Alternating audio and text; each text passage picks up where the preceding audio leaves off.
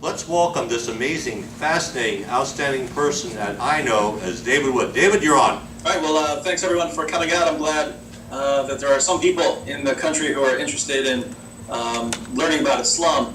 And this is a topic I became interested in kind of a roundabout way. My best friend in college was a Muslim named Nabil. And it was actually after college, I went on to graduate school, and Nabil went to medical school, and found out one day he had converted to Christianity. He'd had dreams telling him to convert to Christianity. And so Nabil became a Christian, and he was keeping it pretty quiet. He wasn't telling people. But even the few people, this one here, even the few people that he told, word got around, and started getting death threats almost immediately. Within a month, he got a death threat on his car, threatening to kill him for apostasy. And so I'm looking at this, and this is, of course, my best friend, and he's being threatened for becoming a Christian right here in the United States of America. And there were other Muslims who took a more intellectual approach instead of we're going to kill you for leaving Islam approach. And they actually started challenging him to come out and defend his views. And my response was, "Well, you're not gonna pick on my best friend by himself." And so Nabil and I started debating, and I've been in over 30 public debates since then. And I think it's a very, very important topic. Anything having to do with Islam, but especially the issue of Jihad. So I'm going to try and break this up into two parts. I'd like to talk briefly as an introduction, just for those who don't have any background. Those of you who've been coming to Mike's meetings, you probably are already familiar with a lot of this material. But I want to give you kind of just a background introduction to Jihad and the three stages of Jihad. And then a little later, we'll get a little bit more in depth, and I want to focus on the question whether Muslims can kill what we would consider innocent people, and whether Muslims can kill their fellow Muslims. So Muslims died, for instance, in the September 11th attacks, and lots of people say, well, they couldn't have been real Muslims. These terrorists couldn't have been real Muslims, because not only were they killing tons of innocent people on September 11th, but there were Muslims in the building, so no real Muslim is going to kill his fellow Muslims. So I want to get to that issue, and none of this is complicated. Anyone can understand this, which is why it's so shocking that no one in the media and very few of our politicians and leaders can understand this when it's not complicated. And I do want to emphasize that the thinking of the jihadists, the reasoning process, is not complicated. Anyone can understand this. It's simple. It's straightforward.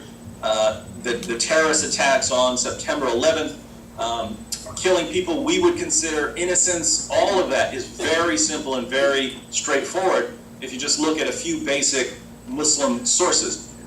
So we're going to look at that in a few minutes. Right now I want to focus on just a general introduction. Islam, and especially how it deals with violence, depending on the situation of Muslims, is brilliant. In fact, if I were a Muslim, I might even use this as an argument that this is why it's from God. That it's so brilliant it has to be from God. Now, it's horribly evil, so you have to believe that God is evil to come up with this. But I mean, I could not come up with something with a system this brilliant in how it works. And here's how it works. When Muhammad was a persecuted prophet in Mecca, he had around 100 followers by the time he was fled Mecca. So Muhammad, just for a timeline, around 570, Muhammad's born around 610, so he's 40 years old, and he believes he receives a revelation telling him he's a prophet. For the next 12 years, Muhammad preaches in Mecca. At first, he does it quietly, just to people he knows. He doesn't do it publicly, but then he gets a command to preach publicly. And for about the next decade, Muhammad preaches openly and publicly in Mecca. He condemns the beliefs of the pagans there, the polytheists. He openly condemns their beliefs. He ridicules them. He mocks them. He stands outside the Kaaba, their religious temple there, and condemns their beliefs. And it's kind of an interesting contrast, because if you ask Muslims about this time, they'll complain about the persecution. They'll say, oh, look, these evil pagans, they were persecuting Muhammad. I just want to say, don't ever forget this. Muhammad preached openly for 10 years in Mecca, condemning the religious beliefs of the people there. He eventually had to flee, and lots of people became violent towards the end. But he made it 10 years in Mecca, condemning the religious beliefs of the people who live there. And it's a good question to ask your Muslim friends. Would I survive 10 years in Mecca today, preaching and condemning the religious beliefs of the people who live there? I would survive 10 minutes in Mecca today, condemning the religious beliefs of the people who live there, because the people who live there are Muslims. So it's just an interesting contrast. Muslims today will look at the pagans of Mecca during that time and say, oh, how evil, how wicked, how intolerant they were, when they were vastly more tolerant than Muslims would be today, or even during Muhammad's time. So Muhammad preaches for the first 10 years in Mecca, and when he's there, when he's outnumbered, when he has around 100 followers, and he's totally outnumbered by the polytheists, he preached a message of peace and tolerance. Revelations that came down during this time were peaceful. They promoted harmony. He's condemning the religious beliefs, but at the end of the day, he'll say, that's your religion, it's wrong. I have my religion. I get to condemn you. If you condemn me, hey, maybe we'll work something out. We won't condemn each other. But at the end of the day, let's not get violent. And I'll give you one revelation that came down during this period. This is Surah 109. It's one of the very short chapters of the Quran. This is an entire chapter. Say, O ye unbelievers, I do not serve that which you serve, nor do you serve him whom I serve, nor am I going to serve that which you serve, nor are you going to serve him whom I serve. You shall have your religion, and I shall have my religion. Hey, let's just agree to disagree. You're not going to follow my religion, I'm not going to follow yours. Let's not hurt each other. That's the message Muhammad preached when he was outnumbered in Mecca. So very tolerant. A Christian could look at this and say, wow, what a lovely teaching. Hey, we're going to have our disagreements. Let's just not get violent over this. But things changed. Things changed. Eventually, Muhammad left Mecca. And when he did, he formed alliances with several of the tribes who agreed, several of the tribes in Medina and in the surrounding areas, which agreed to protect him in the event of war. And when that happened, when Muhammad had alliances, now he just doesn't have 100 followers, now he has some additional followers, and he has other tribes forming an alliance with him, suddenly the revelation changed. And the revelation became, this is from Surah 22, verses 39 through 40, permission to fight is given to those upon whom war is made, because they are oppressed. And most surely Allah is well able to assist them. Those who have been expelled from their homes without a just cause, except that they say, our Lord is Allah. This is the first revelation that Muslims receive, allowing them to fight. Before this, they weren't even allowed to fight, not even in self-defense. So if they were persecuted, they had to endure it without retaliation. This passage of the Quran came down, and it allowed Muslims to fight defensively. So this is defensive jihad. And lots of Muslims in the West who want to tell us about Islam act as if this was the final revelation, this is the final stage. And so they say, aha, yes, Muslims are allowed to fight, but it's defensively. Muslims are allowed to fight when they are attacked. But this wasn't the final revelation. So when Muslims were able to fight defensively, when they had some alliances who agreed to defend them, the revelation changed, and then they were allowed to fight defensively. But Muslims kept growing, their numbers kept growing, and eventually they had an army that was capable of conquering the surrounding groups. This is all during the lifetime of Muhammad. And when that happened, then the revelation changed again. So at first, they're not allowed to fight anyone. When they're totally outnumbered, they're not allowed to fight anyone. When they're strong enough to fight, but not strong enough to conquer everyone, the revelation changes to, You can fight defensively. You can engage in defensive jihad. When Muslims had the ability to conquer the surrounding territories, the revelation changed to Surah 929. This is one of the last two surahs revealed. The other is Surah 110. It's very short. So Surah 9 is the last major surah revealed, and it's also the most violent and bloody. But Surah 929, those of you who, if you want to learn any verse of the Quran, Surah 929 would be the one, and I'll read it for you.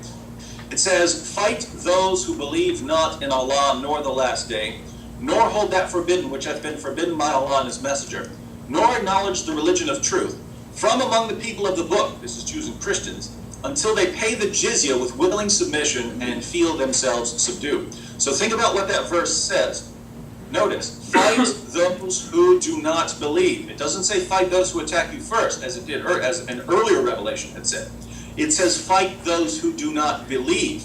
And then every criterion in this verse for fighting people has to do with their religious beliefs or their religious practices. So fight those who don't believe in Allah, or those who don't believe in the last day, the final judgment, and those who do not forbid that which hath been forbidden by Allah and His Messenger. So if Muhammad says you can't eat pork, and you say, wait a minute, I can eat pork, you haven't forbidden the same things that Muhammad and Allah have, therefore He's commanded to fight you until you are in total agreement. And the ending there is, for Christians and Jews, there was an exception, there was an escape clause, if they pay the jizya with willing submission and feel themselves subdued. If we pay for the right to survive without Muslims killing us. Other people didn't have that right. Pagans didn't have that right. Atheists didn't have that right. Jews and Christians, since Muslims believed that we actually had some revelation from God, we had the right to continue to exist, but we had to accept an inferior position. So we look at the pattern in the life of Muhammad, and we look at the pattern we find in the Quran. The pattern is, when Muslims are totally outnumbered, they are to preach a message of peace and tolerance. When their numbers rise to where they can start fighting the unbelievers, but can't yet conquer them, they can fight defensive jihad. This includes terrorism. It's a form of defending yourself against other people interfering with you. You terrorize them. Finally, when Muslims dominate an area, they are to subjugate violently. They are to violently subjugate everyone who disagrees with them.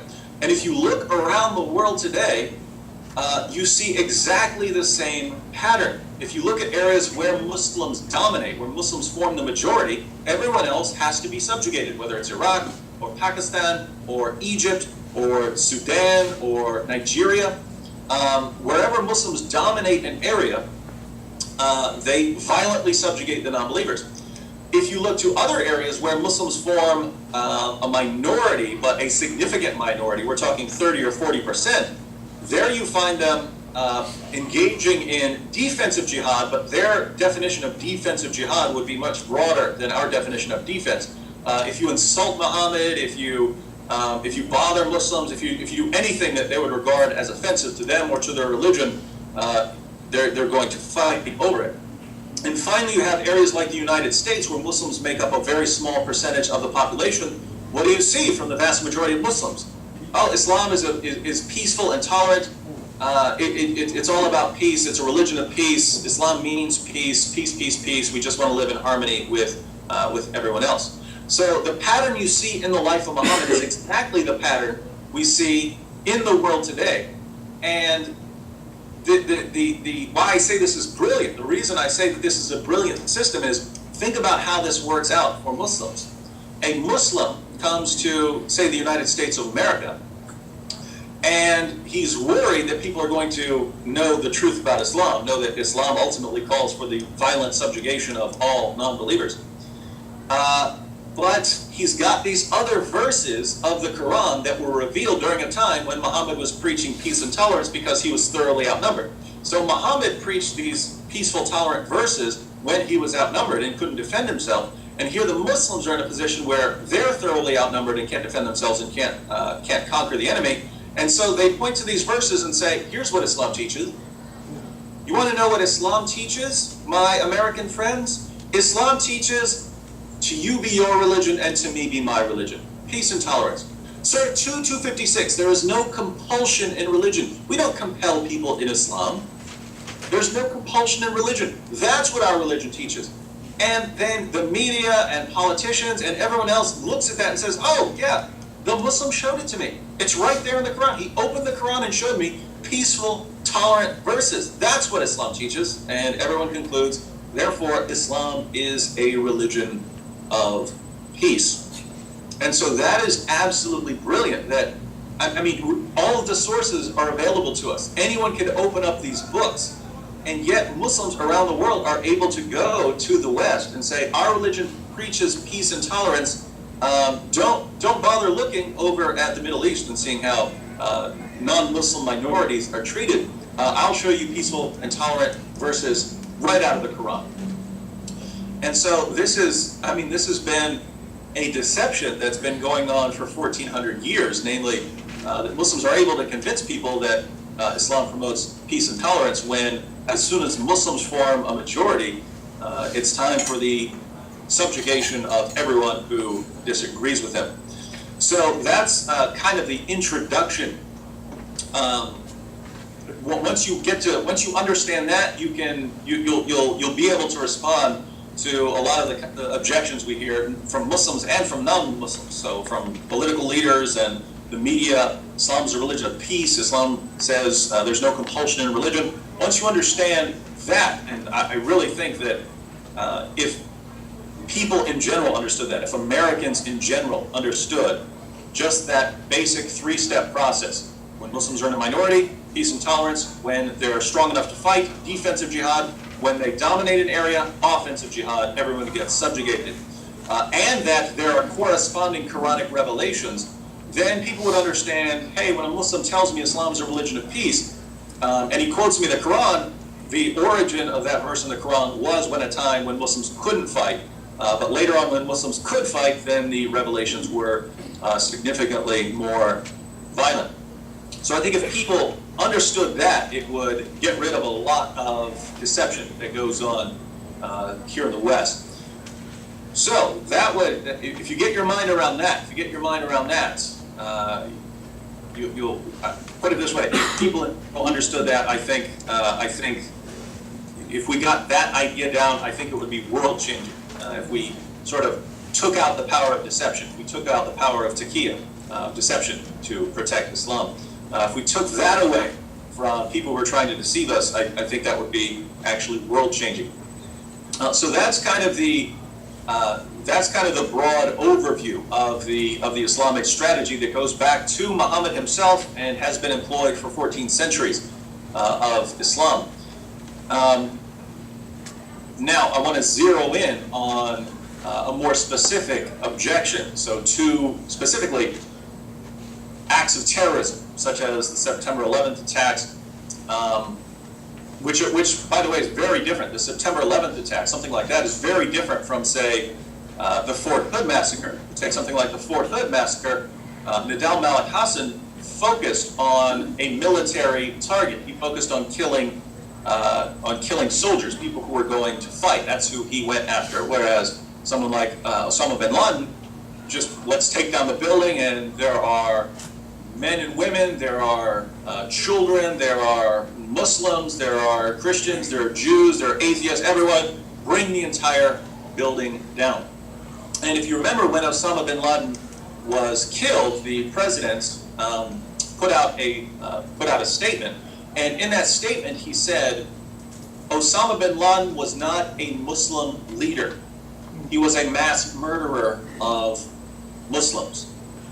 And so for the president, you can't be both. You can't be someone who kills a lot of Muslims and still be a Muslim leader. You can't.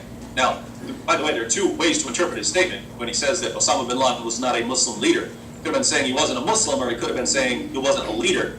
Obviously, he can't be saying that Osama bin Laden wasn't a leader. Anyone who leads is a leader, regardless of whether he's evil or not. So Hitler was a leader. So the president must have been claiming that Osama bin Laden was not a Muslim.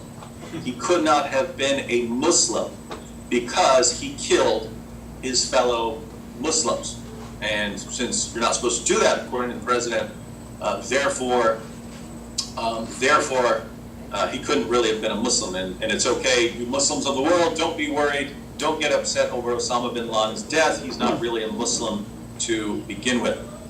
And we're going to look at a couple of passages from Islam's most trusted collections, from Islam's most trusted sources, some from the Quran, some from their most trusted collections of ahadith. And you'll see why this is total nonsense. And what you're going to see over just the next couple of minutes is that Osama bin Laden was entirely justified in attacking the World Trade Center, Pentagon, anything like that. According to Muslim sources, according to the teachings of his prophet, he was entirely justified.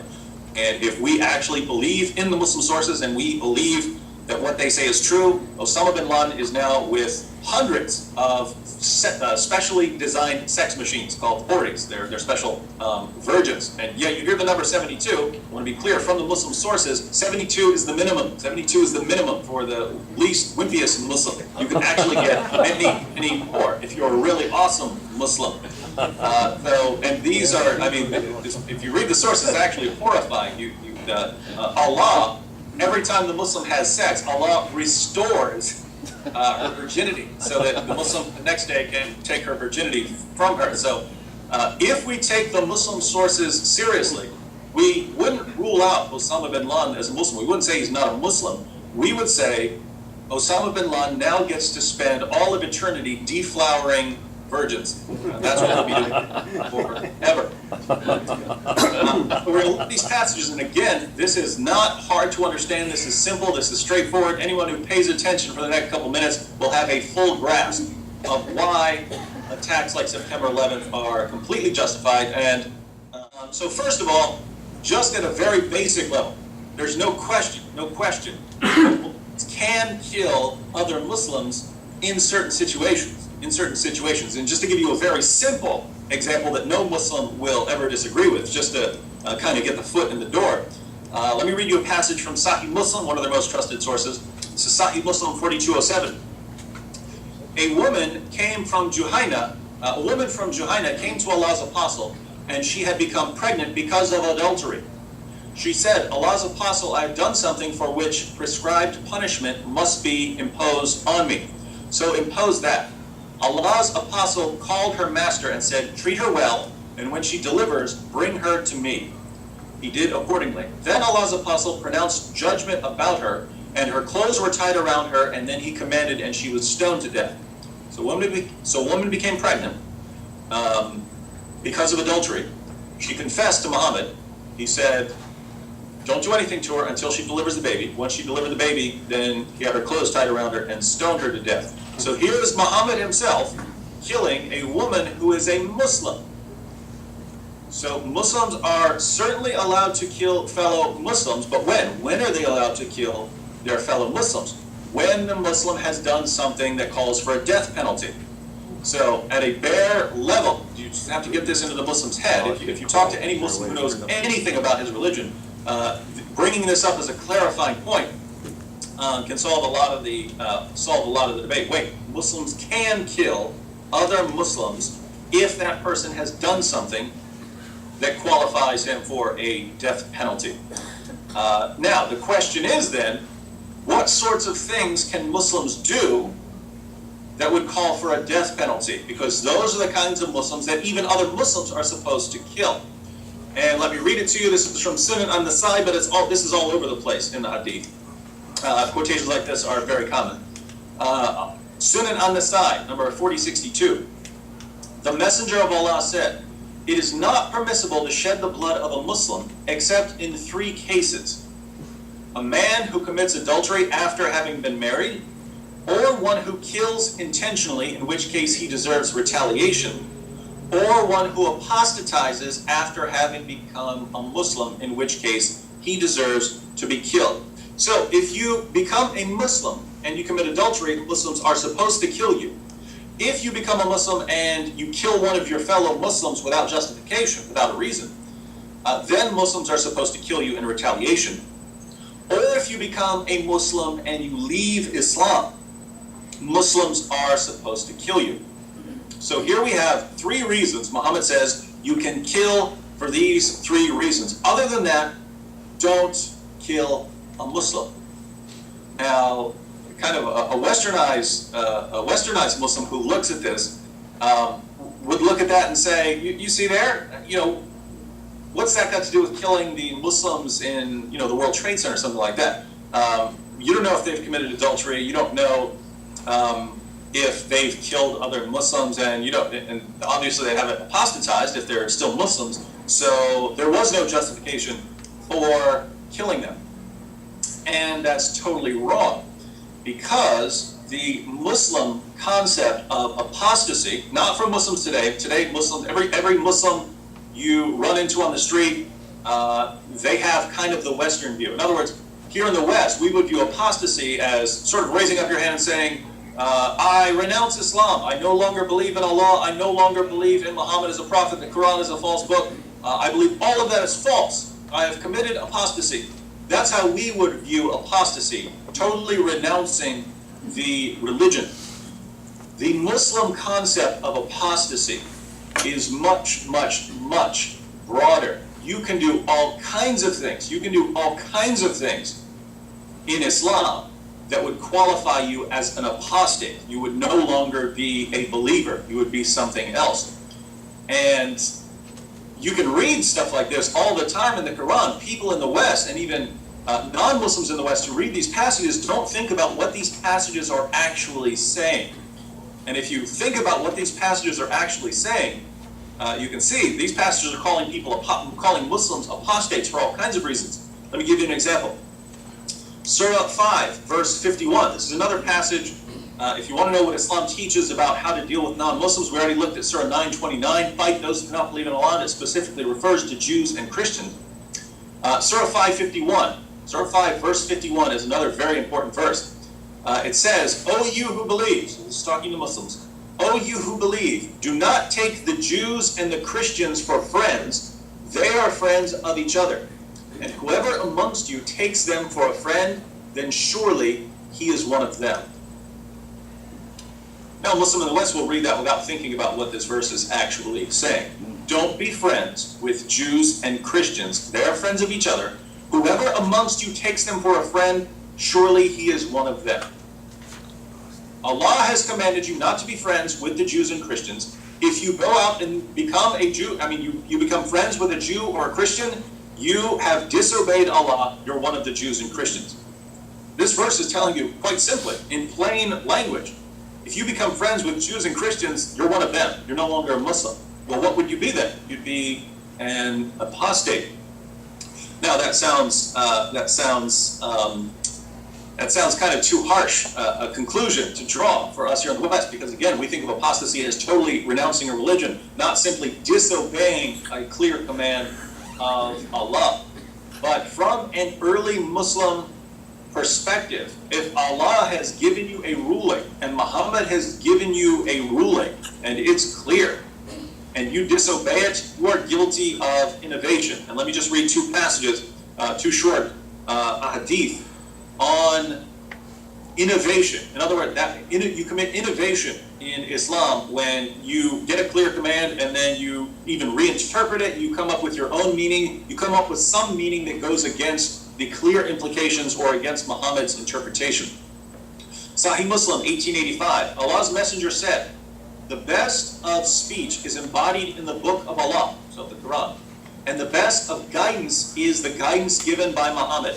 And the most evil of affairs are their innovations, and every innovation is error. So, the Quran is clear, Muhammad's guidance is clear. If you try to reinterpret it, you are guilty of innovation, and that is error. And Sahih Muslim 3163, Allah's apostle said, if anyone makes an innovation or accommodates an innovator, so someone who's reinterpreting the religion, the curse of Allah, the angels and persons will fall upon him. So, in other words, you don't escape the clear teachings of the Quran by inserting your own personal views or replacing Surah 551 with Western tolerance. This simply brings more condemnation for Allah. Later on now. From Allah. Now, think about this for a moment. Osama bin Laden killed Muslims on September 11th. What kind of Muslims did he kill? He killed Muslims living in the West, working side by side with their Jewish and Christian friends. Muslims who promoted tolerance and understanding. Muslims who believe in Western democracy. Muslims who would never even think of imposing Sharia on their non-Muslim brothers and sisters, despite the fact that Muhammad commands them to impose Sharia on Jews and Christians. These are Muslims who, according to Muhammad and the Quran, have committed apostasy and should therefore be put to death by Muslims who take Islam a bit more seriously. Now, that's, you might think that's a bit extreme, so we'll come up with a clearer example. We'll look at one more that's along the same lines, and then we'll go with one that's a knockdown. It's indisputable. So first, let's look at Surah 328 of the Quran. By the way, this is the verse where we get taqiyya from. So this is the verse that was revealed in the Quran that justifies taqiyya, and it's very important to look at some of the Muslim commentaries on this verse because we can't see the entire meaning in English translation. Surah 328 of the Quran. Listen to what this verse says. Let not the believers take disbelievers for their friends in preference to believers. Whoso doeth that hath no connection with Allah, unless it be that ye but guard yourselves against them, taking as it were security. So the emphasis in this verse is a little different from Surah 551. Here it says don't take unbelievers, any unbelievers, as friends in preference to believers. In other words, don't turn your back on Muslims so you can get along with pagans or so on. And this verse is several years earlier than Surah 551. But the idea here is you've got Muslims who are out there, Muslims who are being persecuted, Muslims who are facing all kinds of difficulties, and you're just over there trying to get on with your life.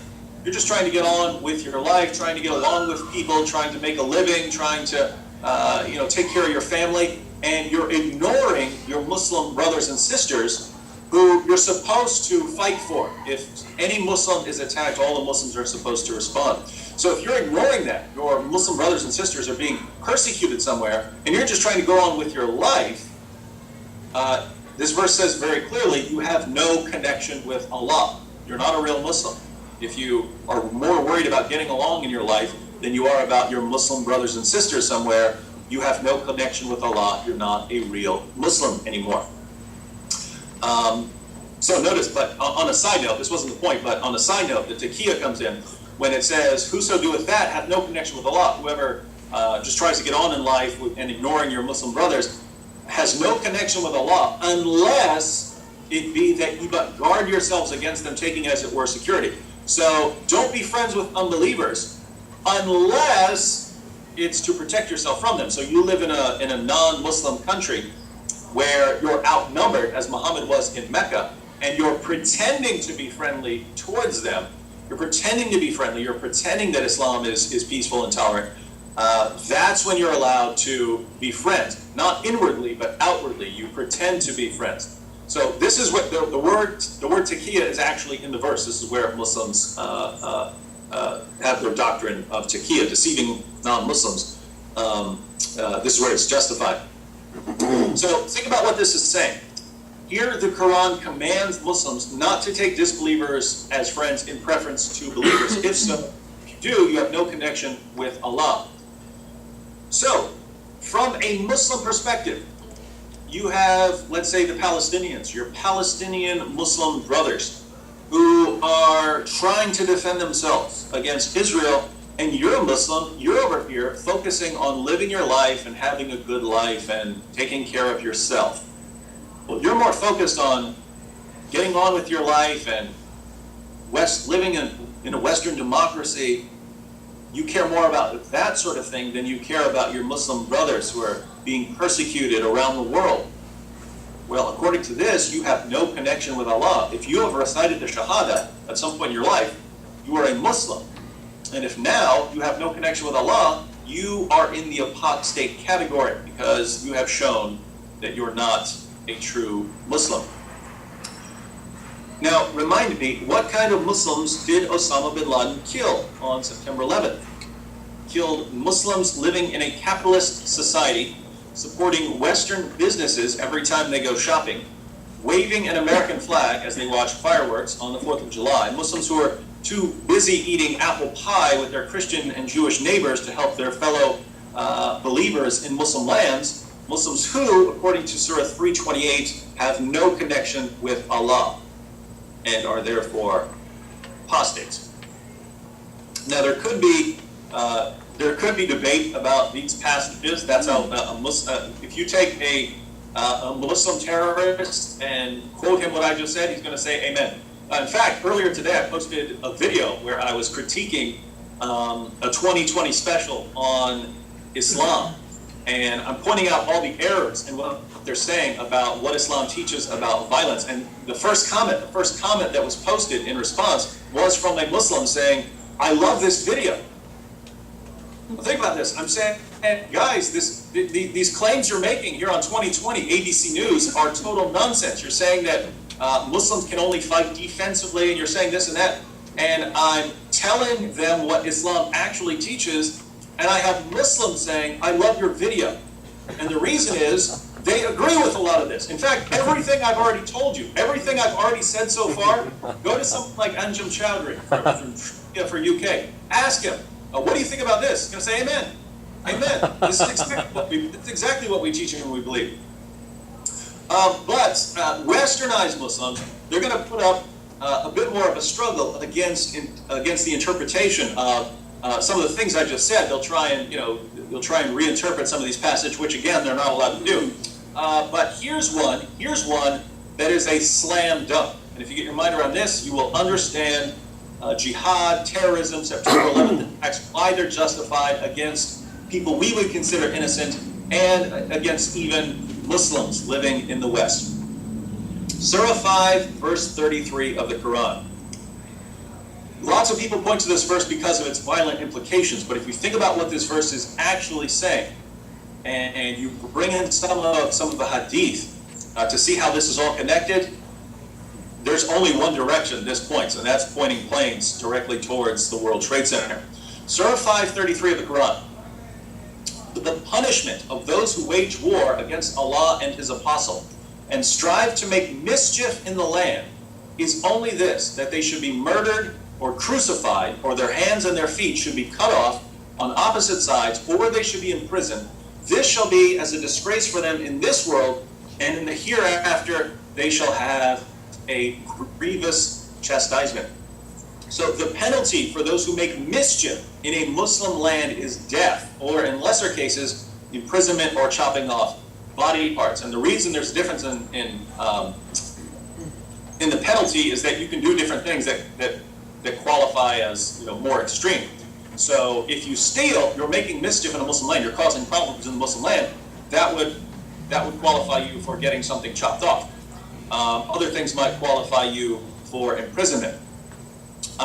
So there are lots of ways to make mischief in a Muslim land, but the most serious form of mischief making, the most serious form of causing problems, making mischief in Muslim land, is to bring a non-Muslim military into a Muslim country where you are now dominating the Muslims. That is the most extreme form of mischief you can make in a Muslim land.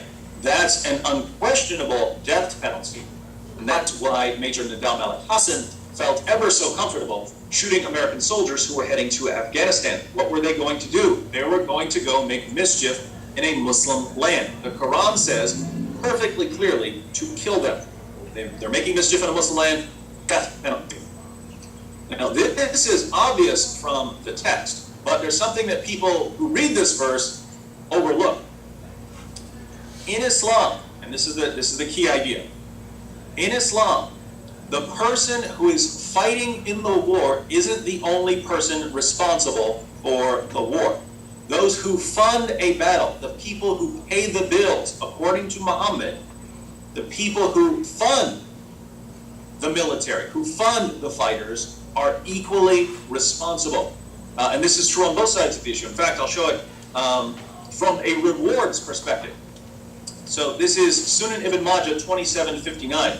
The Messenger of Allah said, whoever equips a warrior in the cause of Allah, he will have a reward like his.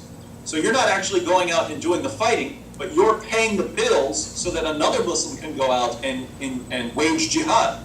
So you buy his sword, you buy his armor, you pay for his horse. Muhammad says you get an equal reward. Even though you're just a guy who's paying the bills, you're not even going out and fighting, you get a reward equal to his because he couldn't go out and do that fighting without you. So you have an equal reward.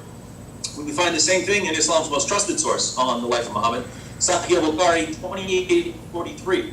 Allah's messenger said, he who prepares a ghazi is a jihad fighter, he who prepares a ghazi going in Allah's cause is given a reward equal to that of a ghazi. So you haven't fought a day in your life, you just paid for someone else to go out and fight, you get a reward equal to his. You paid for him to fight, he gets his reward, and you get the exact same reward as he does. So, according to Muhammad, not according to me, not according to atheists or Jews or Christians or anyone else, according to their prophet himself, the people who fund a battle, fund a military, are equally responsible for the battles that are being waged. Now, the United States is in a couple of Muslim countries right now. The United States has always supported Israel.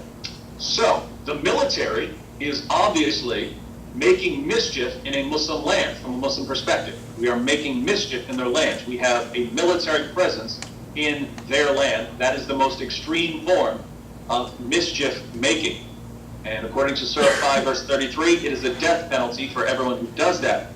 But we just saw, according to Islam, the people who fund that military are equally responsible because that military could not be fighting over there if someone over here weren't paying the bills. So we are equally responsible. Now the question, who's paying all those bills? Who's paying all the bills for all the soldiers who are over there in Afghanistan or Iraq, anyone who's ever done anything in the Middle East, who paid for all of that? We did. You did, I did. Every time we pay taxes, every time we buy anything and there's a tax, we're paying for the military to make mischief in a Muslim land. The penalty for us is equal to that of people who are actually doing the fight. What's the penalty for making mischief in the Muslim land? Penalty is death. So think about this. What kind of Muslims were killed on September 11th? Lovely taxpayers who are working, paying taxes to the United States government who's making mischief in a Muslim land, and those Muslims are paying for it. According to Islam, the penalty for them is death. They are paying the bills for someone else to make mischief in a Muslim land. They get an equal penalty. The penalty is death. Any one of them can be killed and should be killed according to Islam. So if you're Osama bin Laden and you actually pay attention to what the Muslim sources teach, if you're a terrorist, you pay attention to what the Muslim sources teach, how worried are you going to be about killing Muslims in the United States? Not worried at all, because they deserve to die. So think about this. I would consider anyone who believes Muhammad is a prophet and believes the Quran is the word of God, I would consider anyone to be a Muslim. In other words, however you're living or whatever, if you say, yeah, I believe Muhammad is a prophet, I say, okay, you're a Muslim. But going with the Muslim sources, in other words, not what I would say, yeah, you're a Muslim. What would Muhammad say? You've got all your Jewish and Christian friends, you're ignoring the plight of your Muslim brothers around the world, and you're paying taxes to support the military who's over there fighting against your Muslim brothers and sisters. How many true Muslims, according to Muhammad's definition of a true Muslim, how many real Muslims died on September 11th? I would say somewhere in the ballpark of 0.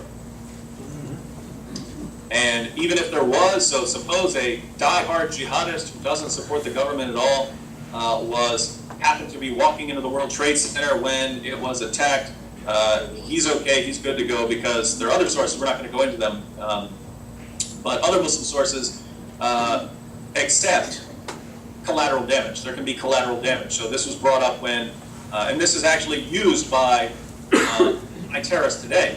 There were incidents where Muslims would use catapults to hurl stones into cities. So they would pelt the cities with stones. Even if there happened to be innocent people there, or women or children, or even Muslims, they would use the catapults. And so the reasoning for the jihadists today was Muhammad was willing to accept collateral damage. If he's hurling stones in a city, he doesn't know if that's going to hit a Muslim or a child or a baby. He's willing to take the risk, therefore we can too. So even on the slim chance that there was a good jihadist walking around that day in the World Trade Center, Muslims are safe there because Muhammad himself accepted the collateral damage. But as far as everything we know, everything we have to go on, the Muslims who died in the September 11th attacks were good Americans paying their taxes. Muslims who, according to Muhammad and the Quran, deserve death. And that's certainly true of everyone else who died in the September 11th attacks. So this idea that Osama bin Laden could not have been a real Muslim because he killed his fellow Muslims is total nonsense. Muhammad and his companions call for that sort of thing, and if they'd had the opportunity, based on the sources, it really looks like they would have done the exact same thing. Professor, I have a question about when you're talking about Muslims killing Muslims. I understood what you were saying from the east to the west. How do they square it up from within the east, like Bashar in Syria and Salah in Yemen? Muslims killing Muslims there. Neither one of them are claiming to be friends of Christians or Jews, but yet Bashar killing all the Syrians and Salah killing all the Yemenis. How does that line up? Well, I mean, most of the bloodshed in the Muslim world had to do with the Sunni Shia conflict, and that goes back to the time of Muhammad's companions. There's a leadership dispute, and it's very interesting that it's called the Battle of the Camel. But Aisha, Muhammad's favorite wife, his child bride, Aisha eventually marched an army out against the forces of Ali, and the dispute was over how Ali was handling the assassination of Uthman. Aisha didn't agree with the way he handled it. She marched an army out, and Ali brought his army out, and 10,000 Muslims, many of whom had fought alongside of Muhammad, were on both sides of the battle. 10,000 Muslims died in bloody combat on the battlefield. Now, according to Islam, the interpretations of Muhammad's companions are as good as gold unless they totally contradict something in Islam. So, here's how a Muslim would reason. Muhammad's companions, when they had a disagreement, would not hesitate to march into battle and slaughter each other in bloody combat. So it was perfectly acceptable for even Muhammad's companions, people who had fought alongside him, to settle their differences and disputes through violence. And what you have here is people generally fall on one side or the other. People side with Ali, or people side with Abu Bakr. Whichever side you fall on, you've got your example. So if you side with Ali in that dispute, Ali was the true successor of Muhammad. Well, guess what? Ali handled things by fighting those he disagreed with on the other side. Even though these were companions of Muhammad, you can still fight them. If, as most Muslims do, you fall on the other side, you side with Abu Bakr, the chain of succession went down to the best Muslim in the community, so from Abu Bakr to Umar and so on. If you fall on that side, then you say, look, these guys did not hesitate to go out and fight the followers of Ali. So this shows us that even if someone is claiming to be a Muslim, according to Muhammad's companions themselves, you can go out and fight and kill these people if you have disagreements in this way. So from a Muslim perspective, again, this goes back to the idea that you can be ruled out as a Muslim in much broader ways, than simply renouncing Islam entirely. In fact, let me see if I can pull up a very interesting passage. Yes, I've got it right here. Wow, this is convenient. Okay. After Muhammad died, a bunch of people, and I hope this will clarify things. After Muhammad died, lots of people left Islam instantly because they had only converted in the first place because they were scared of getting killed by Muhammad. So they had become Muslims to avoid getting killed and subjugated.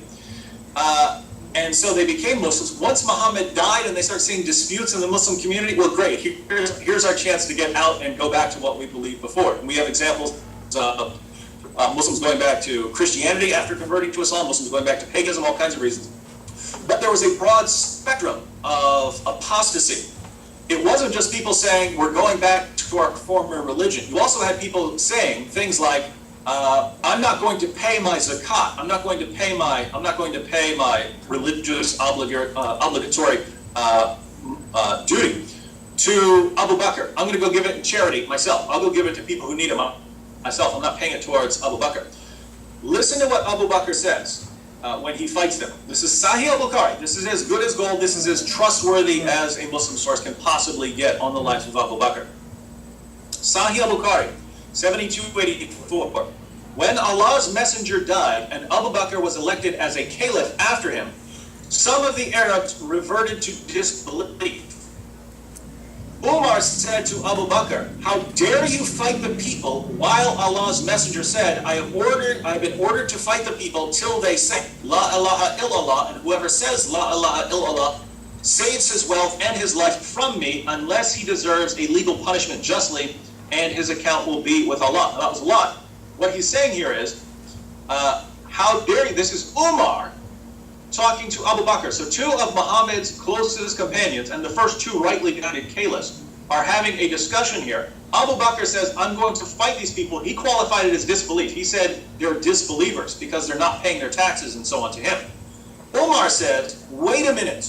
Muhammad said you can only kill people for these three reasons. You can only kill someone who's become a Muslim for three reasons: for apostasy, for adultery, or for killing a fellow Muslim without just cause. So you can't be going out killing these people just because they're having disputes over how they're going to do their 5 pillars. You can't kill them over that sort of thing.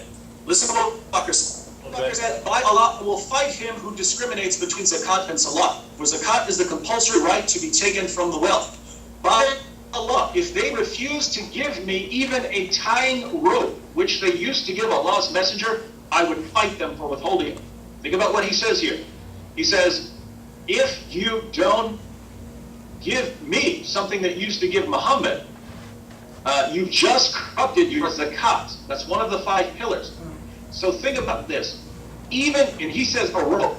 If you used to give Muhammad a piece of rope as part of your offering, and now you're going to stop doing that for me, you have just changed Islam. You have just changed the religion. You are now an innovator, and I'm putting you in an apostate category, and I am coming to kill you. Wow. This is Sahih al-Bukhari.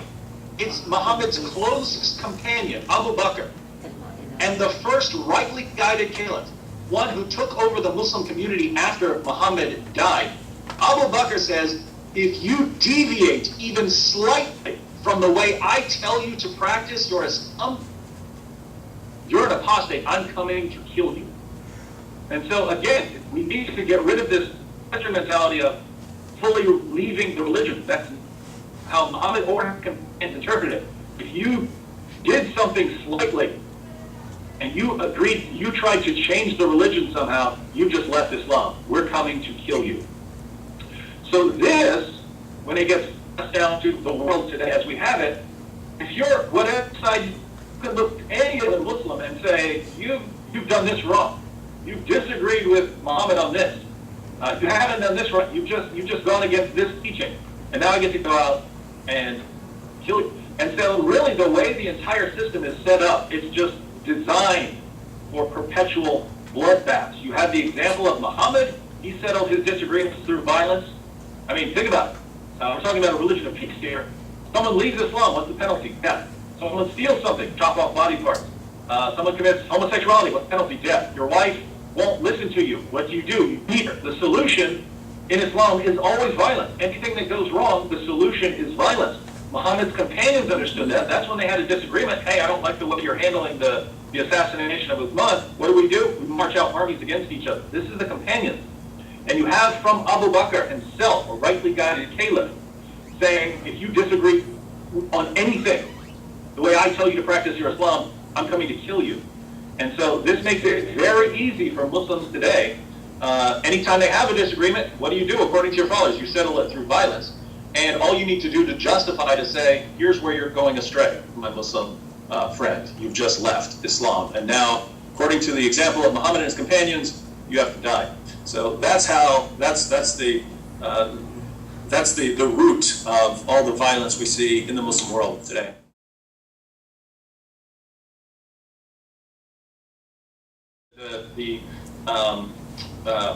Muhammad is a scientific example. Muhammad said that for every disease that a fly carries, it carries the cure on its other wing. So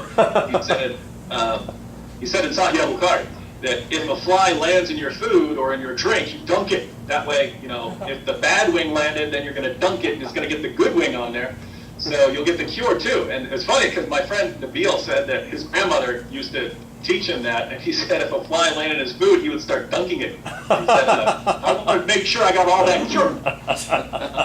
So Muslims actually take this seriously. But as far as Muhammad not being a prophet, I usually set it up like this. I say, thousands of people have come along saying that they're prophets. Thousands of people have come to us claiming, hey, I'm speaking for God. Their messages contradict each other. So you've got a prophet over here, you've got a prophet over there, their messages are contradicting each other. That means they can't all be prophets. So we have to distinguish among them. And what we need to do is we need to consider three main possibilities. Someone claims to be speaking for God, there are three main possibilities. One, he's just getting the revelation from his own mind, whether he intends it or, whether he's deliberately being deceptive or not. He could be crazy or really believe that he's a prophet. But one possibility is that the person is getting the revelations from his own mind. Another possibility, if you believe in God, you believe in angels, and you believe in demons, another possibility is that he's getting it from a demonic source. So for instance, Christians and Jews and Muslims even believe in evil spirits, things like that. And we believe that they can influence someone and try to even lead someone astray. So if a person says, hey, I'm getting some kind of revelation, we have to consider that as a possibility. And finally, the person might actually be speaking for God. So if someone says, hey, I'm speaking for God, we need to consider all the possibilities and say, all right, where does the evidence point? Is the person getting this from his own mind? Is he crazy? Is he lying? Two, is there something darker at work here? Or three, is this person actually speaking for God? In which case, I really need to pay attention to him. And so when we look at whether Muhammad was getting revelations from his own mind, there are all kinds of things that we can point out here. We can point out silly teachings like that with the fly. There are tons of examples. You have some really, really strange ones. There was one time where Muslims needed to wash up for their prayers. So they performed their ablutions where they wash themselves. And the only water was in this well that was used as a dumping site. And the hadith specifically says, this is Sunan Abu Dawud, the hadith specifically says it was filled with dead animals, human waste, and used menstrual cloths. So that's what's floating in this water. And Muslims asked Muhammad, should we wash up with the only water that we have here? Because you're supposed to perform, that's part of your religious duty is to perform these washing. And Muhammad says, yes, water is not made impure by anything. And sperm comes from between the rib and the backbone. Yeah, that is the Quran. And Surah 1886, Alexander the Great traveled so far west, he found a place where the sun sets, and the sun sets in a murky pool. And stars are missiles. Surah 67:5. Stars are missiles that God uses to shoot demons when they try to sneak into heaven. This is in the Quran. I mean, think about how nonsensical that is. When you see a shooting star, it's because a demon tried to sneak into heaven, and God took one of the stars and hurled it at him. Now, this is so silly on multiple levels. One, shooting stars aren't actually stars. Muhammad thought they were. According to the Quran, they are. When you see a shooting star, it's an actual star. Now, that's nonsense. It's a little piece of matter that hits the atmosphere and burns up, leaving a streak. So the Muslim sources are filled with stuff like this that's obviously not coming from God. So I would say and there are all kinds of other things. Not even just scientific examples. When you think about Muhammad constantly getting revelations to justify things he was doing. So the Quran says in Surah 4:3, Muslims can marry up to 4 women. Marry up to 4 women. That's who you get to marry. 4, no more. Muhammad gets a revelation, Surah 33:50, saying he can marry as many as he wants. That's convenient. That's quite convenient. Muhammad one day saw his the wife of his own adopted son. He had adopted a son. His name was Zayd. He was called Zayd bin Muhammad, Zayd son of Muhammad. And Muhammad went to visit his adopted son one day. He wasn't there. Instead, he walked in on his half-naked wife. And it said Muhammad desired her, and Zayd found out that Muhammad, the prophet, was desiring her, so he divorces her so Muhammad can have her. The problem is Muhammad had been going around telling people, you can't do that, you can't marry the wives of your sons. So people started criticizing him and that's when adoption was abolished in Islam. It said, no longer shall adopted sons be called sons. And to this day, Muslims do not practice adoption. I had a Muslim condemn Christianity in debate because we do adoption. You can adopt children. And he's actually freaking out, going, are you telling me that you would take some other person's child, some other man's child, and bring him into your own house and raise him alongside your own children? They consider that repulsive now because it was laid down in the Quran. They've been taught that the Quran is the word of God. But I mean, thinking about that, Muhammad's going around telling people you can't marry the divorced wives of your sons. He's got his adopted son. He gets condemned for it, abolishes adoption so he can marry the divorced wife of his own adopted son because he walked in on her naked and started having thoughts about it. By the way, it's very interesting. Aisha, Muhammad's favorite wife, was 9 years old when he first had sex with her. By the way, he got a revelation just like that. Yeah, he said he had a dream that she was being given to him by Allah. Aisha noticed this, and it was one day when Muhammad had one of these morally convenient revelations, and Aisha herself said, your Lord hastens to satisfy your desires. So she was noticing this. The only point there is, you have all kinds of things in the Muslim sources that we would look at that and say, come on, is this guy making this stuff up? And is he not making it up? He just really thinks he's getting revelations from God, but these revelations are influenced by his desires. Things get even more interesting when we turn to the demonic stuff. Muhammad, according to their sources, I have 37 sources sitting right here that say Muhammad received a revelation from the devil, and he delivered it as part of the Quran. It's called the Satanic Verses. So it's different from Salman Rushdie's book, The Satanic Verses, but that's why that was so offensive to Muslims, is this brings up a really sensitive issue, the Satanic Verses. According to the story, Allah was revealing part of the Quran to Muhammad, and then Satan jumped in there and promoted polytheism, and Muhammad delivered a revelation to his followers saying that their 3 gods were okay, they were goddesses, Allah, Alusa, and Manat. There were 3 pagan goddesses. They could intercede on the behalf of Muslims. And then Muhammad, a while looked back and says, hey, the devil made me do it.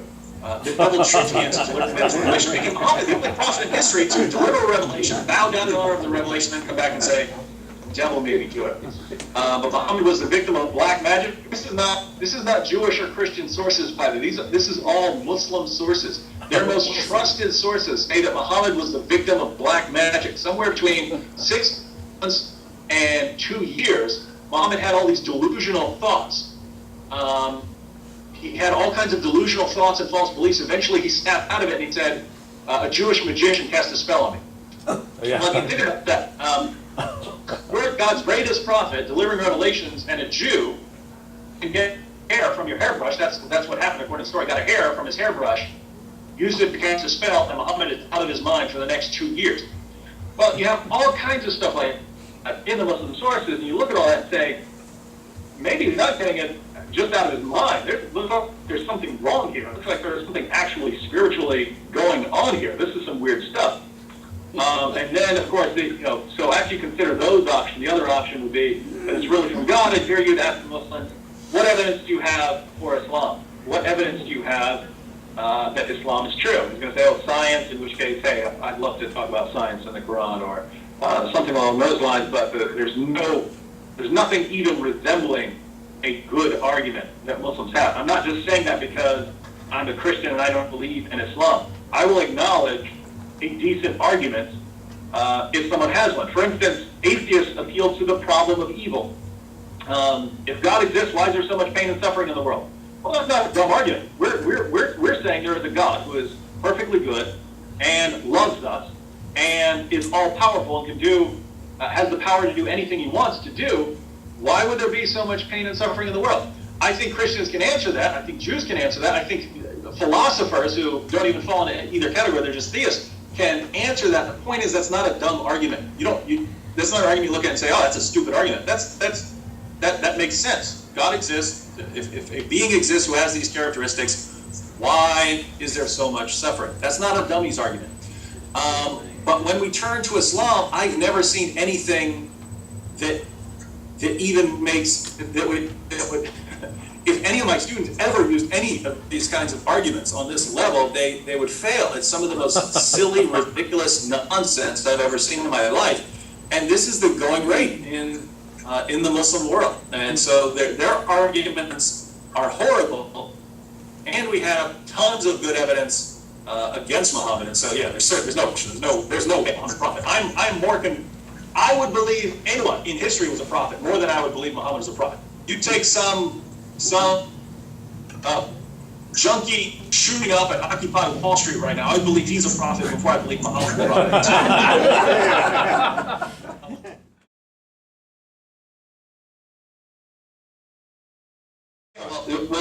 This is all in the Quran. Muhammad says in the Quran that he was the first Muslim. And Jesus was a Muslim, and there's another verse that says Abraham was the first Muslim, and there's another verse that says Adam was a Muslim. So, to be fair, kind of sit back and think, how could a Muslim respond to this? And a Muslim would try to reconcile it by saying, well, Muhammad was the first Muslim in his area. So that's what he meant. Of course, there were other Muslims before him, but he was the first Muslim in that area. But even that doesn't make sense, because Muslim will turn around and tell you that according to the Quran, Abraham is the one who built the Kaaba with his son Ishmael. So wait a minute, you're not the first Muslim in Arabia. Abraham and Ishmael were there building the Kaaba. So yeah, they have some problems. And what's interesting is the Muslim will point to the Bible or anyone they're disagreeing with and say, look at the contradictions in your sources. When we have a book written over a period of 100 years by people in all kinds of different situations, but the Muslim has a book where it's contradicting itself, written by one guy over a period of a couple of years, and he's contradicting himself. Interesting stuff. But consistency is not the Muslim's strong point. Yes, there's absolutely no question. I know some of them. I know some of them. Some of them call me on my phone and say all sorts of lovely things. Actually kind of depends with a couple of them. We'll sit down and they'll tell me everything that they're going to do to me if they ever take over and stuff. And until then we're okay. Yes, there's no question. I don't know of any statistics in the United States, but they actually did a study in the UK, and what they found, they did a study of Muslims in the UK. I'm in the meeting. Bye. There were three basic categories. There were about 15% of the Muslim population had been what is now totally liberal. Right? They don't care about Islam at all. If they ever go to a mosque, it's just going to be to go with their family one day or something like that on an important holiday. But about 15% are totally secularized Muslims. would still call themselves Muslims, but really they're just totally secularized. Then there are about 70% of the population, about 70% of the Muslim population. They're basically in the UK to live their lives, to go to school, to get good jobs, pretty much the same as everyone else out there. They believe in Islam. They'll go. They'll say their prayers. They're not going to hurt anyone or kill anyone over anything. So they're the sorts of Muslims that we're usually familiar with here in the United States. But then about 15% of the Muslim population are the Muslims who are willing to wage jihad, willing to fight the government, willing to do that sort of thing. They're waiting for their opportunity. They're waiting for their opportunity to try and take over. But it's about 15% of the population. So if that's similar, or even if it's less, you have a few million Muslims. Some Muslims will say there's 9 million Muslims in the country. I don't believe that. Generally, non-Muslim sources will say 2 to 3 million Muslims in the United States of America. But think about that. If it's the same percentage as you would have in the UK, 15%, even if it's much less, if it's 5% or 1% who are willing to wage jihad, those are the sorts of Muslims who, on the one hand, are waiting for the opportunity to do something to defend Islam against the country. Could also be the sorts of Muslims who will engage in terrorism. But yes, there's no question at all. Again, I know some of them, and some of them are quite vocal. There are certainly Muslims here who would love to take over, but I don't think it's anywhere close to a majority. It would be a minority. It would be somewhere, I would guess, in the 10 to 15% range of the Muslims in the country.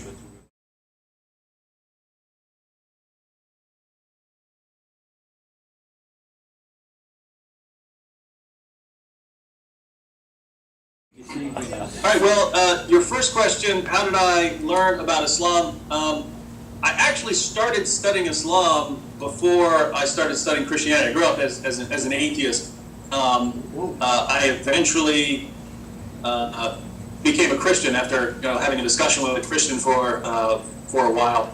But before I ever started studying Christianity, I studied Islam, not because I was thinking about converting to it. I just wanted to know what people in different parts of the world believe. So I studied Islam a little bit, and then when I became friends with Nabil, he actually was trying to convert me to Islam. He was trying to tell me that Islam is true. So I studied it a lot more.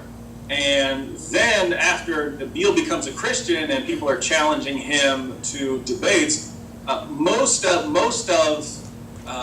the stuff I learned about Islam was through things like debate preparation or writing articles in response to people who are making arguments and so on. So it's actually not hard. I mean, if you look at it, it seems like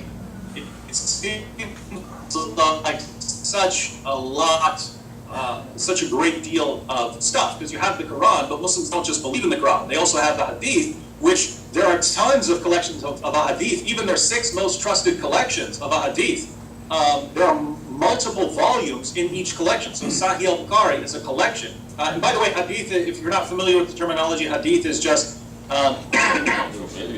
something telling you about something Muhammad taught or did. So, in other words, the Quran isn't supposed to be about Muhammad. This is supposed to be a revelation directly from Allah that was always in heaven. It's not supposed to be about Muhammad. It says a few things about Muhammad, just like it's a few things about Jesus and so on. But it's supposed to be a revelation directly from God. It's not the word of Muhammad. It was revealed to Muhammad. In the Hadith, however, they have the actual teachings of Muhammad, which are also authoritative. So the Hadith are filled with things Muhammad did and said in various situations. And if you look at that, Sahih al-Bukhari, their most trusted one is 9 volumes. Sahih Muslim is 4 volumes in the usual English translation. So I have shelves full of the Muslim sources, and it's not just the Hadith. You also have the tafsir, their commentaries. You have the Sirah, which are the biographies and so on. So it looks like a ton of stuff, but it's actually not, because it's very repetitive. Even within Bukhari, you'll see the same story over and over and over again. Then you go to the next collection, you go to Sahih Muslim, you'll see the same story that you just read in Bukhari 10 different times. So it's not as much as it sounds like. And if you get the basics down, it's very easy to do it. if someone sits down through 2 or 3 days of training and actually sits down and takes careful notes and looks over handouts and stuff like that, you're not going to have any problem ever getting into a discussion with a Muslim about Islam, because Islam just has, I mean, it has more holes than anything I can think of. So basically I learned from studying for debates, for dialogues, things like that. And again, all the major sources have been translated into English, so anyone can look this stuff up. If you go to a great site, and I'll just say, the best resource on Islam on the planet to learn about Islam, the best source, it's not a particular book, it's actually a website, the Answering Islam website.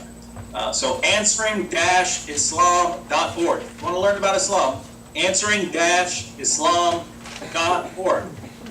Light years ahead of anything I've ever seen in like a single book or something like that. Every topic you can think of, every argument Muslims could ever use, you're going to have multiple articles discussing this. And so what for those of you who want to study this stuff more, I would suggest going to that site. The materials are arranged topically, and if you're interested in, say, Jihad, or you're interested in women in Islam, things like that, you can go to those articles, and it's very easy to get down some of the basic material. Next, you asked, who would moderate Muslims side with? And actually, I made a video that deals with this a little bit today. If anyone wants to watch the video, you can go to my blog, answeringmuslims.com. So just answeringmuslims.com. The video's right there at the top. And it's a response to ABC News. ABC News on a 2020 special actually claiming, pretty much the silliest thing I've ever heard on the news, that moderate Muslims are our first line of defense against the radical Muslims. Muslims. The moderate Muslims, and what's hilarious? What's hilarious is when they showed pictures of the moderate Muslims, one of the 3 Muslims they showed was Sadiq Abdul Malik, who was with Revolution Muslim, the group that threatens. He's one of the guys I know when I say I know a jihadist. We both live in the Bronx, so we run into each other on various occasions, and I made the mistake of giving him my phone number one day, and he calls me, I'd say 5 or 6 times a week. They put up a picture of Sadiq Abdul Malik as their example of one of these moderate Muslims, and he supports the Taliban and calls for the destruction of Israel. But the absurdity, think about it. What do we have to go on here thinking that moderate Muslims are going to go against the radical Muslims, right? So most Muslims throughout the world would qualify as moderate Muslims. They're just regular people who are trying to live their lives. They happen to live in they happen to believe in Islam because they're raised that way. What happens? So you have a country like Pakistan, a country like Iraq, a country like Egypt. In these countries you have Muslim majorities, but you have large non-Muslim minorities. So in Egypt you have the Copts, that's a very large minority. In Pakistan you have a Christian minority. In Iraq you have various minorities.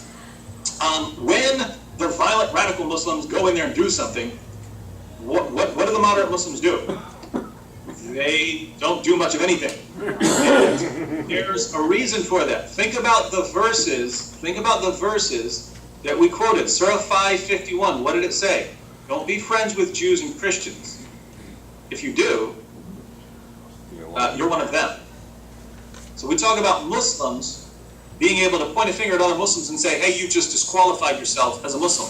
If you're a Muslim and some Muslims decide, hey, we're going to go carry out Muhammad's command to violently subjugate this group, and you're a nice Muslim and you step in there and say, no, I'm not going to let you do this. Well, who did you just side with? You just sided with the Christians against the Muslims who are trying to carry out Allah's command. Guess what? Now you're part of the target. You're part of the target. And so what we find is moderate Muslims generally around the world are not going to get involved, because then they become part of the target, and that's not going to happen. And I happen to agree with you, if it ever comes down to it, if they have to pick a side, I think they'll side with their more radical counterparts, because you can't side with the unbeliever and have a clean conscience as a Muslim, or go to sleep at night believing you're safe. I didn't catch the question about apostasy, but you said something about Barack Obama. Yes, There's no question that in Islam, the penalty for apostasy is death. What you do have some Muslims who say it only applies in a country that's officially under Muslim law. So lots of Muslims would say we don't apply it. You do have Muslims who would say that because the Quran and the Hadith aren't clear on who should be applying this legal system. So you have some Muslims who think that this would apply anywhere. In other words, you're walking down the street in Los Angeles and you're a Muslim and you run into a former Muslim, you're supposed to kill him. You're supposed to kill him right there. I think the majority position would say the government has to do it. It has to be the government of a Muslim country to enforce Sharia, and it's not something that an individual gets to do, because officially in Islam, you don't just walk up and kill the apostate. You're supposed to give him 3 days, and there are variations there, but you're supposed to give him 3 days, or you're supposed to invite him 3 times to return to Islam. But there you need to be able to enforce that. You need to be able to lock him up for 3 days, try to correct him, and give him the opportunity to convert back, which is kind of difficult to do for people over here if they were going to carry out that penalty. As far as Barak, even if a Muslim wanted to kill him, he's got the Secret Service and stuff. But those Muslims who want to kill him, it's usually not for the apostasy. It's we thought you were going to come in here and go after the Jews more than you have and support the Palestinians more than you have, and that as soon as you took over, you were going to get the military out of the Middle East, and you haven't, and you broke our hearts, and now we have to kill you. It sounds like the question was, is Barack Obama practicing taqiyya? That wouldn't actually be taqiyya. Taqiyya is, according to the Quran, taqiyya would be concealment. You're concealing the true intentions of Islam, the reality of Islam, in order to protect yourself against a stronger adversary. It wouldn't fall into the taqiyya category, but Muslims are allowed to deceive people in various situations. Muhammad said, war is deceit. War is deceit. In other words, one of your main tools in war is deception. But here again, the Muslim concepts are usually much broader than ours. We think of war as marching 2 armies against each other. The Muslim concept of war even involved words. This is according to the Quran. It says people who attack you with their hands and with their lips. So fighting with your hands and fighting with their lips. That's a form of warfare in Islam, is just criticizing Muslims or Islam. So in that sense, it would be acceptable in that sense from a Muslim perspective if you're a Muslim to deceive everyone into thinking that you're not a Muslim and ultimately becoming president of the United States. I generally don't go in for conspiracies like that unless I have some really good evidence. I will say, if that is a conspiracy, if Barack Obama is actually an undercover Muslim, that is the most brilliant, because, I mean, they would have had to have been planning this for decades. I mean, they would have had to set this up for a long time. It would be brilliant, and I wouldn't put it past Muslims. I think it's possible, but, I tend to think of him as a well-meaning person who doesn't have a clue, rather than as an undercover Muslim.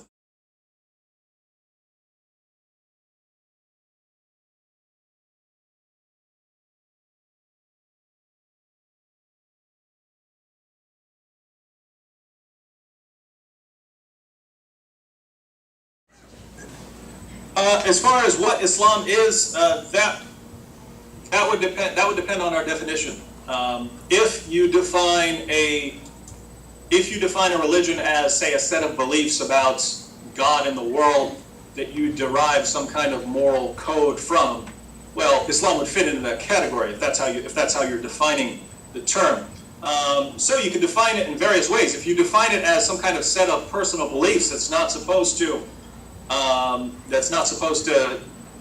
lead to anything political, then Islam wouldn't fit in that category. So, that sort of thing is going to depend on how we define Islam. I mean, how we define just the term religion. But there's no question that Islam is a political system, and that's where Islam is really different from anything else that we're familiar with. Christians have rules that we're supposed to follow. Those rules are given to the Christian community. There's almost nothing in the New Testament that tells me what to go do to the unbeliever other than maybe to preach to him. Right? It doesn't tell me here are the rules that you have to go make the unbelievers follow. In Judaism, you don't have that. You have all kinds of rules for Jews in the Torah. You don't have a lot. Here's the things you need to go make the unbelievers follow. Islam is different. Islam tells Muslims what to do with the unbelievers, and it tells the unbelievers what they have to do. So here's a system that I do not believe in, that I do not believe is from God, and it's telling me what I have to do, or I have to be killed. So, and really, that, by the way, it's a great response to bring up when people say, hey, why are you criticizing Islam? Why are you talking about Muhammad? Why are you talking about the Quran? Why are you saying Islam's false? Why you always got to be bashing Muslims? Why are you such an Islamophobe? It's a good response to say, your religion talked about me first. Your religion says all kinds of things about me.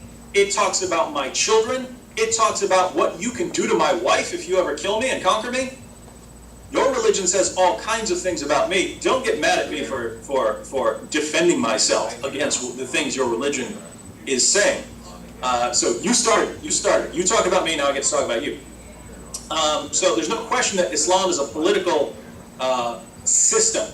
And again, the main difference between Islam and everything else you've ever seen in your life is Islam talks to the non-Muslims about what they have to do. So every other system, the Christian scriptures talk to Christians. The Jewish scriptures talk to Jews. The Hindu scriptures talk to the Hindus. The Muslim scriptures talk all the time about all the non-Muslims and tells these non-Muslims how they have to live. The Quran tells me how I have to live, and I'm not even a Muslim.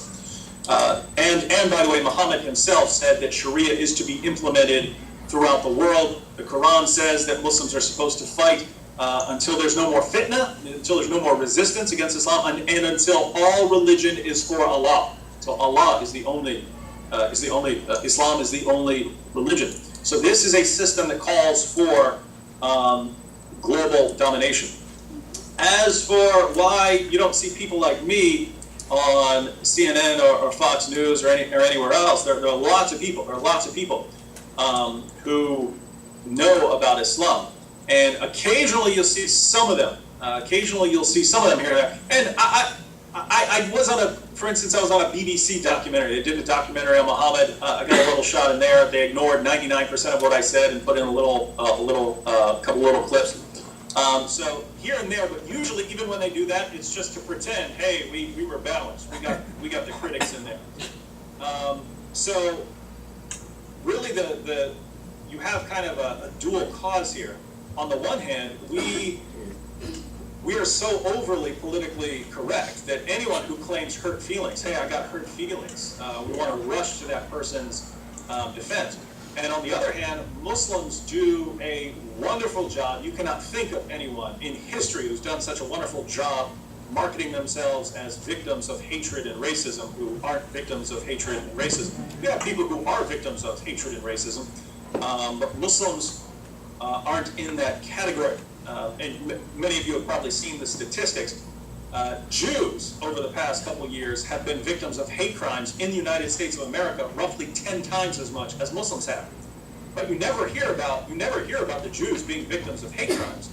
You always hear about anyone who does anything to a Muslim. Someone pulls on it was all over the news, it was all over CNN and Fox. A woman pulled on a Muslim woman's veil on the back of her hijab in a supermarket line. Pulled on it. It was all over the news. Oh, look at this hate crime. Now, I'm not saying that's a good thing to do or that the woman was right for pulling on the veil. I don't think she was right. The point is, how significant is this on the hate crime scale? It's not that bad.